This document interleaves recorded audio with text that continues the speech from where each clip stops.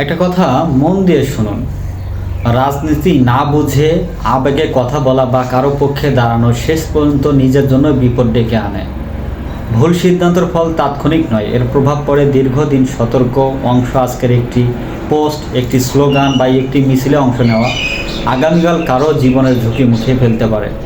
শেষ কথা, হইচই নয়, আগে বুঝুন, তারপর সিদ্ধান্ত নিন। সচেতন থাকুন নিজের জন্য আর অন্যদের জন্য।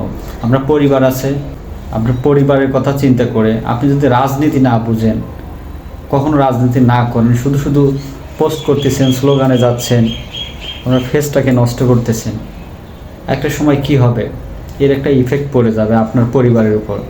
আপনার কিছু হয়ে গেলে আপনার পরিবার কোথায় যাবে একটাবার চিন্তা করছেন? তো রাজনীতিটাকে বোঝার চেষ্টা করেন। যদি আপনার রাজনীতিবিদ হন তাহলে রাজনীতির মাঠে যান। শুধু শুধু মানুষের কাছে কালার হওয়ার কোনো প্রয়োজন নাই। আই হোপ আমি আপনাদেরকে বুঝাতে পেরেছি। সবাই ভালো থাকবেন।